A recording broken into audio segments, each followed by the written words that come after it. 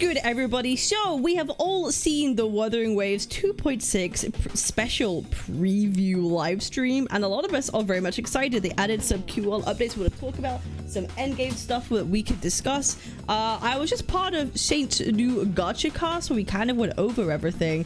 It's also on my live if you want to check it out, but we're going to go in depth ourselves into these patch notes and give some thoughts about everything. So this is a deep dive into the patch notes of what we're going to do. So, for a minute I thought this was Shorekeeper. I don't know why. I haven't slept very much. I've had like 1 hour's worth of sleep. To me, this still looks like Shorekeeper. So we have this new main quest. We have Chapter 2, Act 8 and Act 9, which is big. And they've split them into two halves. I am a big fan of this. I am a big fan of splitting this up into two halves. We have clearly one more focus on Augusta at the beginning, and then one more focus on Augusta during September when the second half comes out. I like it, as long as it keeps the stakes high and it piques the interest, but there's still like good lengths. Like if we're still getting like an hour or two of like questing for each of them, I'm going to be particularly happy. We see obviously Augusta, you know, taking up the mantle, wanted to protect Septimon, being that protector, and Yuno on a tree. As you guys know, I'm obsessed with references to Yuno and trees, because I'm obsessed with the mythology of Daphne and Apollo, and Daphne turning into a laurel tree to escape being hunted by Apollo. Okay, that's like a big thing for me, and they keep pointing to it. She has laurels in her hair. I keep saying all the, yeah, and of course her feet are great. So this is going to be very exciting. I like that they're doing this for these main chapters. It means we can actually get more, because I'll be real, no one wants to sit through 4 hours of like quest in one go. We want to be able to have a point where it's like, okay, I can take a break here and then come back later. Sometimes you just want to blast through the whole thing, and it could feel like it drags. It could feel like it drags. So I really like that they've split them up. It keeps the entertainment, it keeps the pacing, it keeps the intrigue, and I'm a fan of this. I hope they keep doing it. I really do. I really hope they keep doing it.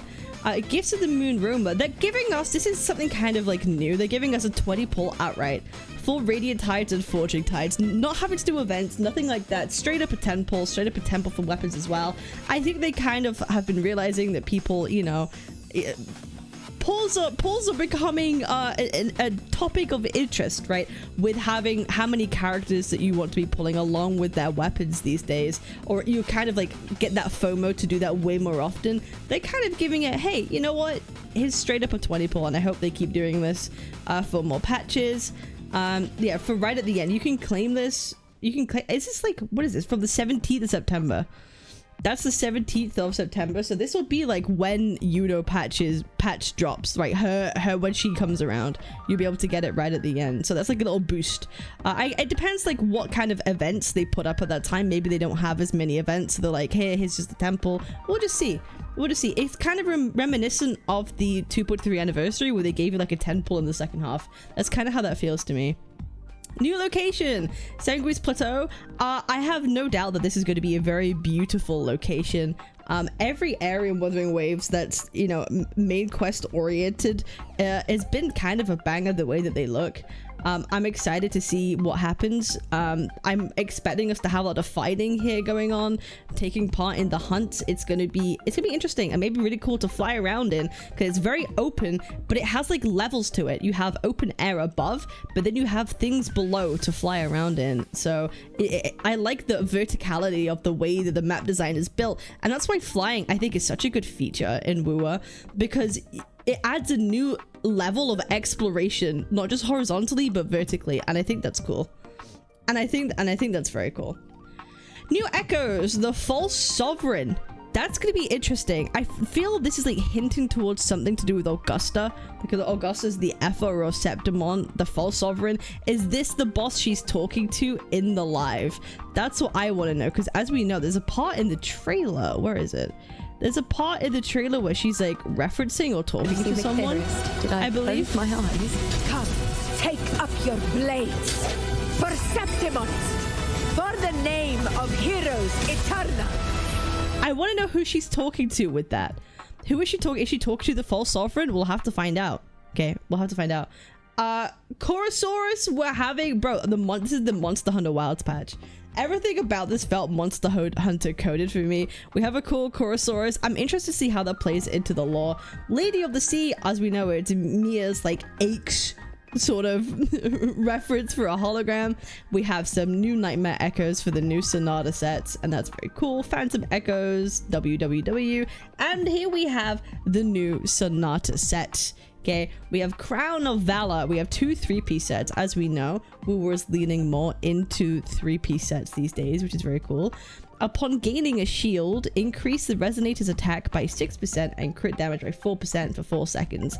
This effect can be triggered once every 0.5 seconds, stacking up to 4 times. So this is going to be a mega good set to use for Augusta. Having what, like 30% like attack is going to be kind of crazy. It's yeah, and 20% crit damage as well. Gonna be, hey, going to be useful for her. I wonder what the 2-piece you're gonna want. I assume people may be using, like, I don't know, Void Thunder. Is that what people are going to use? The Crown of Valor and Void Thunder? Bro, I deleted all my Void Thunders. I'm gonna be so I'm gonna be so honest with you. But I'm personally, I'm a fan of the 3-piece sets. I know there's been a lot of discussion around them, but I'm a mega casual. For someone like me, I'm like, okay, I can get guaranteed 10 echoes. Okay, done. Like, I built my Full within like kind of like 2-3 days. That she was good enough, so it's not really a problem for me. But I know people who want to continuously farm and build day one, it's an issue for them, and that I understand. But I like the idea of 3-piece sets. I think it's good. I think it's good. Lore of Harmony. Now this one's caused a little bit of a stir and intrigue. Casting Echo skill grants 30% heavy attack damage bonus to the caster for 4 seconds. Interesting. Additionally, all resonators in the team gain 4% Echo skill damage bonus for 30 seconds, stacking up to 4 times. Echoes of the same name can only trigger this effect once. The record of Echo triggering this effect is cleared along with this effect. At 4 stacks, casting Echo skill again resets the duration of the effect. Now, if this was for Yuno, it would be a bit interesting, as she's a support, a character that you don't want to be, you know, swapping into or using for an extended period of time on the field, which it feels like this set kind of wants you to do, right? It's given bonus to the caster, not to the team. So this is something to boost the wearer. All rest of the team gave 4% Echo skill for 30 seconds. Again, that could be useful for Lova. At this point, stacking up to 4 times. Echoes of the same name could only trigger this effect once. The record of Echo triggers effect is cleared along with this effect. At full stacks, cast Echo skill again and resets the duration of this effect. So this is made for a character that kind of, you know, plays into Echoes a lot. And Echo skills, and it's debated whether or not this would be for Yuno. We could use it for Lova, Cantarella, Rocio has kind of been in the mix for maybe using this, or it could be an upcoming character. Who knows? It could be Galbrainer. We don't know. This could be a Galbrainer set. It might be a Chi-Yun set. We have no idea. It could be for whoever, but it feels like it's someone who is heavy attacks mixed with Echo skills. It's you know, it could be for a number of people, but that's what I mean. I'm wondering what Echo set Yuno is going to use. What's going to be her best in slot? I feel it might be like carted like a Gust of Welkin or something like that. I might be talking out of my ass, but I don't even know what I would want to put on for Yuno at this point. But this is going to raise a lot of like intrigue, and I'm interested to see what people kind of make up with this particular Echo set and see what people are going to pair it with. Because again, it's a 3-piece set. It's a 3-piece set, so I wonder what people will have this and yoink something else onto it as well. But the fact that it's a 3-piece and you could add a 2-piece to kind of yoink up the attribute damage you want for that character is a really good thing. I like this. This is general enough for like Echo skills that you could, in future, you could have it for a bunch of characters and just switch out what attribute damage bonus you can have alongside it. It does make it a lot more flexible, and I like that. I like that it's not just you have to choose that one set. No, you could use this for sub DPSs, you could use it for supports with DPS. It could be used for a lot of different things. So I do think the 3P sets have been a W. As you know, with the 5P sets, you could have a 2Piece that does, you know, the attribute damage bonus, right? Fusion damage bonus, electro damage bonus, whatever it is. It pairs up nicely with these. So it's a universal set for more characters down the line that deals more echo skill damage, which is very cool. New tactical hologram challenge. We have Lady of the Sea. We'll see if we'll be able to we'll be able to go through with this. How much of a pain this will be. I didn't like this fight in 2.4. I'll be real. So we'll see how fun the hologram version is. Optimizations. Optimize utility flight. Press the flight button in any open space to ascend and start flying without the need to rely on elevated terrain.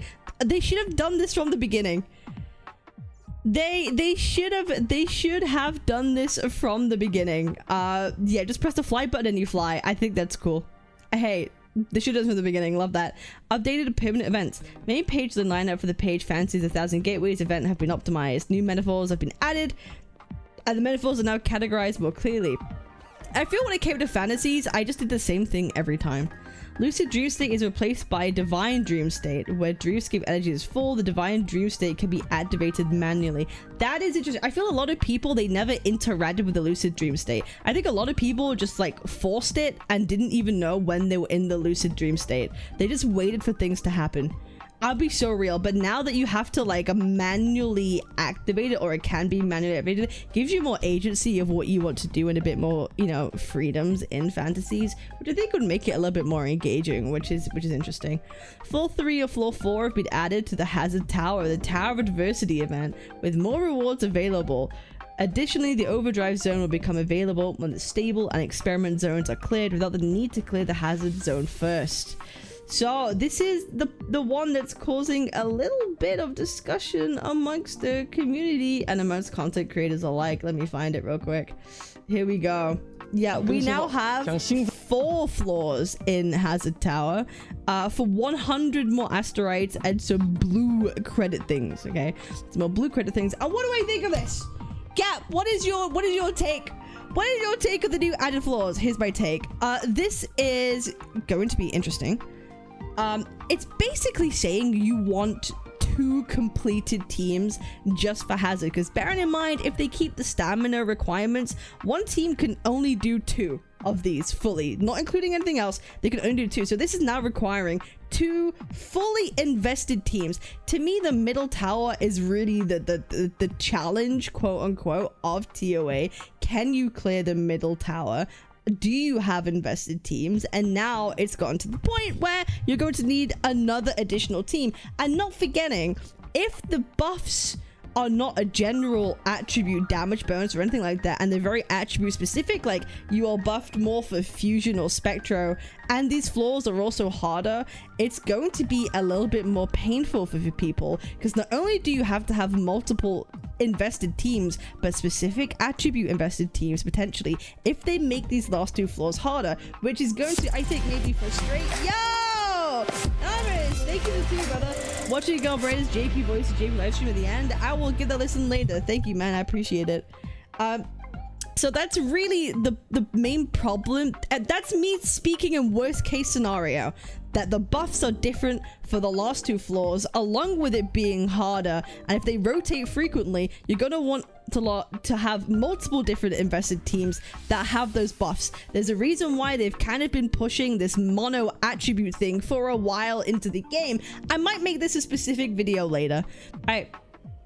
So that's really the problem that we're going to have with these bottom 2 floors. The game's going more the direction of like mono attribute teams, and I really just hope that these last 2 floors are general attribute damage buffs and nothing really too specific, because then we're pushing the boat a lot. Adding 2 new floors, making them harder, and making them more specific. That's 3 kind of difficulties at way of raising difficulties into one for free-to-play players. Yes, I know it's only for 100 asteroids, and it's not really that big of a deal, but you just know there's gonna be a lot of people, especially the more free-to-plays, who are gonna be like, oh my god, now I have to do so much more work to get my teams to where you want to be. But in that response, I kind of say, isn't that the point of a guide? gacha game to be able to build your teams to the point where you could do the end game content. It's not like you need to pull as long as you don't need to pull the newest characters to be able to even do these last two, I think it will be solid. But again, we're gonna have to see how good this is actually good. We have to do some testing. We could speculate all we want, but really the proof is going to be in the pudding. And I hope Kuro, I'm just, again, I get PTSD from other gacha games with this stuff, so I'm being more negative about it, but I'm just pointing out what I don't want to see happen, or what I would think would be a bad thing. But let's cross our fingers and hope that it's going to be not as bad as we think it is, and it's going to be actually implemented well, and it's going to be fun. That's a W. And then we have the Burning Fit Waves feature in Windproof Waves event has been updated. Instead of triggering at fixed enemy waves, burning waves can now be activated by accumulating ember through combat actions. The added record 6 feature has... Okay, so now, okay, this is useful for every stage bar Infinite Torrents. I feel they should just add this to Infinite Torrents and make it better, make it easier for people, because that's really the place people are having issues. So we were optimizations have been kind of minor. They haven't really addressed the concerns people that have had for the new reset, but I can't really blame them. The live stream came very close after that reset, so maybe they'll address it in future, add more Weewah optimizations later on. Maybe that might come about. That's the big thing I want to see in like 2.7 patch, is more Weewah optimizations, talking about the buffs that you can get, talk about the little tokens that you could have, and have things more general. We'll see. That'll be 2.7 maybe, but this kind of Weewah optimization for me is like whatever. Added the record sync feature Tower of Adversity with Pro Waste. Each cycle refresh will not automatically clear certain floors based on the progress made in the previous cycle. Yes! Let me do the last floors on the left and right towers. That's all I want. That's literally all I want. Just like Weewah. Let me do more. Let me do more of them. Optimize exploration experience. Mineral collection spots will be marked on your map, and the detection range of the loot mapper has been extended. Massive W. It's always annoying to have to use your like sensor or loot mapper like every 5 seconds. Like, that's not really ideal. The tracking feature has been added for specific exploration quests in Jinzhou, including viewpoints, bobfires, and frostbugs. You can now track them for the exploration pages. Enjoy the exploration experience. This is useful if people, because people are going to go back to Jinzhou now that you can fly and actually do the exploration that they never did. Like me. As soon as I went to Ridicita, I never did exploration in Huanglong or Jinzhou again. That's an absolute no-no from me. It's boring. I don't care. But now I have a reason to, and to make it easier for me to collect everything is a bit of a W. So this is a good for going back. For new players too, also a W, 100%. Optimized gallery. I wonder if you could fly out the gate if you're a new player, or you have to get your wings first and then go back to the new start of the game. That's what I'm interested in. I hope they give people flight like out the bat for new players now that you can fly at Jinzhou. I hope they did that. That's something we should have spoken about, but yeah. Optimized interface. Added a one-click collection across most of the pages that lists claimable rewards, including guidebook, databank levels, and the majority of events. Click any claim button on the role page to claim all available rewards for that page. Yippee! Yippee! Claim all. They should have done this from the beginning. I don't know why they didn't. It's something so minor. It is something so minor, but it's something that was like definitely needed. New keyboard shortcuts have been added to the PC version. Press keyboard shortcuts to access certain in-game things. Again, little optimization things. W. Optimized graphics performance. We have frame generation now, so if you have a good enough graphics card, you are able to do frame gen and get those frames up. That's up those numbers. So I'm gonna be looking forward to doing that. Get my frames a toasty 200 with the fake frames. They say the fake frames.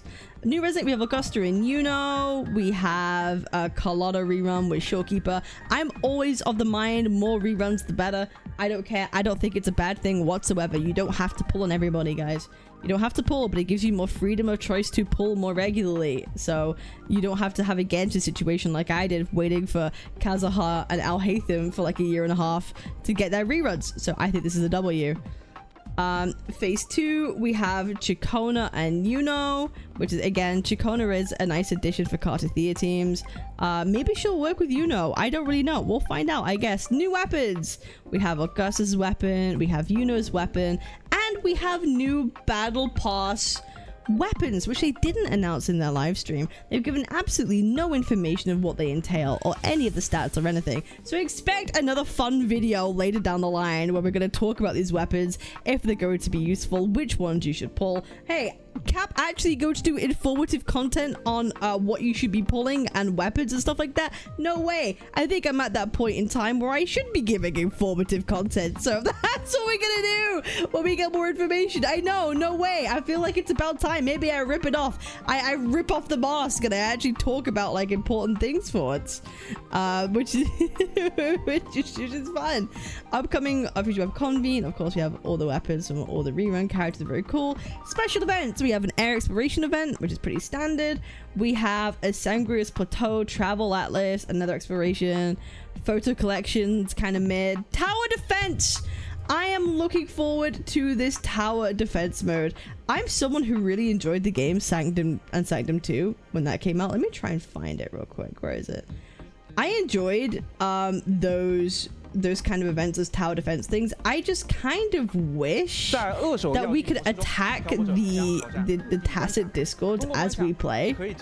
That's what I kind of wish, but it seems to be it's just the towers. But I'm still gonna have a lot of fun with this. I hope that it's hard. I hope that it's not just an easy walk at the park. These kind of things I really do. Oh, we have a little like the Kubot, which is attacking at the same time. But I really hope that we could do something fun with this. I love a good tower defense. This is going to be really good. This is gonna. I have it in my feeling. Well, I hope it is. I hope it is. And if I get proven wrong, I get proven wrong. But I'm a mega fan of the good old tower defense. Maybe I should try Arcanites. Maybe I should try Arcanites. Gifts of the Hunt. We have our 7-day login, of course. You have your 5 Radiant Tides, the rest standard tides. Leisure event. Leisure event. I every time I see leisure event, I go ooh. I go ooh, because the current leisure event I don't like very much. So I'm skeptical of these. Marks of the Wild, we have new puzzles. As you know, I'm a big puzzle fan. I'm a big puzzle fan, and the puzzle looked interesting. It looked a little bit confusing, but interesting. Again, nothing is gonna beat Overflowing Palettes for me, unfortunately. Overflowing Palettes is the best little puzzle game that we've had in the gacha in a hot minute, at least for me. I like that. Yo! Oh, and hey, I think it's maybe because I'm just good at it. I'm just good at it. I have an ego at this point. It's like I know my shit and I know my events, so I'm just above it all is what I'm trying to say. I'm just above everything, man. We have Moonlit Revelation, a Phase Divination event, and this is interesting. Basically what this is, it is an event that you do once a day, and it will give you some interesting buffs once a day. But if you do more events, you override the buffs you currently have. It's incentivizing you to log in once a day, do this once a day, have that cool player retention. It might be like you have double the speed when you travel, double max drop, little quirks and gimmicks that make your time in Solaris that little bit more engaging and fun. I think this personally is going to be a bit of a nothing burger event. It's quirky. It's quirky. It's just a little quirky event. That's how I think it is. It's a little silly quirky event. Not by the character holograms. I don't think that they will. I really think they're gonna make it like a novelty thing that isn't really going to affect your combat or holograms or anything like that too much. If they do, that's gonna be pretty interesting. There's only one particular buff that helps you with holograms, and if you miss it, that's it, you're cooked. That'll be interesting. That'd be kind of interesting, but I just think it's going to be a novelty situation. I don't believe it's going to be anything too deep, but hey, I like they're trying to make it more interactive. They're really trying to get that player retention on board. The splitting up of the quests, having more daily things to log in, the way that the farming works every day for those echoes. They are going down the route of how do we get people to keep coming back to play every day, and looks like they're very much experimenting with that, with those echoes, with those nightmare drops, and these kinds of events to reel people in. They also did it in 1.2 event. There was a daily buff. Yeah, but the problem is no one played 1.2. you kind of missed something, that no one fucking played 1.2, because that shit was the most boring like patch of this entire game. That was the most, but no one played 1.2 apart from like to do this shitty like event thing to get your Shangliao. Nobody played. Nobody played. So that's kind of what it is. I know, but Sub said it's first time. Wow. Well, but I think it's just going to be a novelty thing. I don't think it's going to be anything too much to write home about, as we know. Beyond the Waves Rosita free exploration event. This is a Lolo campaign, straight up, whatever it is. Wind Rider project, which is again being able to fly in Jinzhou, which I'm gonna be honest, I'm happy that they have done. I hope new players who play the game for the first time are able to use this and they don't have to go to Rinasita first. So I hope they can unlock it right out the gate. Let me just have a look at let me just bring it up real quick. What they add the flying? What they add there? They added the flying. I really feel like they added this because the community really wanted it. They want people to, again, a reason for you to log in, go back, finish your explorations, make it better. So I think this is an overall W, but I am glad moving forward that they're not going to have flying everywhere, actually. That might be a hot take. That generally might be a hot take, but if they were able to make methods of exploration that is engaging and fun, like cars that don't suck, motorcycles that could hover or go up walls, or something interesting when we're in New Federation, right? Those are kind of fun to me. Like I have a feeling that they might make flying actually inconvenient when we go to New Federation. Like if we're surrounded by skyscrapers where flying is actually a hindrance rather than a benefit, and so you're kind of forced to use different exploration methods to make it more interesting, I'm actually for that. I'm gonna be honest, I'm totally okay with that, because sometimes I feel like when you fly, you don't always take in your surroundings. Like it's an option. If you want to, you can, but sometimes you can miss things, and being able to go through that in a new exploration way, the way it's meant to be played, like Rinasita feels like you're meant to fly through it. It's very open, it's very, very big, it's kind of built for it. It has different levels of elevation where they actually build the map around it, which I think is very, very cool. We see that a lot more with Sanguine Plains as well. But I want the environment to fit our method of transportation. I think that's just fun. But that's me personally, but I know a lot of people, now that they've implemented flying in the Jinzhou area, they're going to be looking for it in every subsequent area, and I think we'll hear people kind of quote-unquote complaining about that every time that happens. But hey, if they add it in later, like if like 3.8, they're like, okay, screw it, we're almost at the end, here's flying, that might be okay. I might be okay. I'll be okay with that, but I'm actually totally fine with it just going back to Jinzhou and for Rinasita. But this is very clear they've done this at players' request, because they even gave a lore reason why you couldn't fly in Jinzhou. So they've kind of gone back on that, retconned a bit, because they want you to explore the area again. And have more reason to play and stay around. They've realized that if people can fly, they're more likely to play the game. That's really what it is. Everything Kuro has done recently, from the Nightmare Echoes to these new daily login things, everything is about coming back to the game. The once-a-day event buffs, they want you to be playing more, and they're really trying to find their footing in that.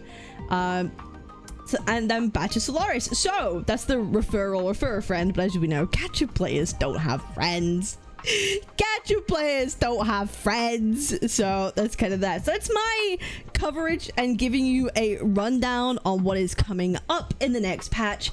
I'm excited. I'll be honest though, I'm more excited for the story at this point. Wuthering, I think the one issue I have is that a lot of people played Wuthering Waves for the first time, me included, because of the combat and gameplay.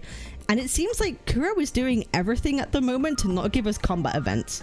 The thing that people played the game the most, they're now making less of and going all in on story. And listen, I've become very much more in tune with the story. I now play more for the story than I do gameplay, but I'm wondering if there is a subset of people that are actually starting to feel the opposite. Like, damn, like Wu doesn't have as much combat gameplay anymore. They don't have the end games that I don't want. They're kind of ruining the end games that I don't particularly like. It's like going to turn people away. I want to know. Genuinely, I'm curious. Are there people who are feeling less enthusiastic about this going forward? So that's kind of how I feel on that. So I appreciate y'all. Make sure to like, comment, and subscribe, as you know you do. I'm live almost every single day. My links are with the pinned comment down below on Twitch. And Kit, if you think I said anything wrong or you hate me, come shout at me live, okay? I love shit talking y'all back, so I appreciate it. I'll see you on the next time. Peace. Twitch.tv/Captain Cabinetz, Captain Cabinetz.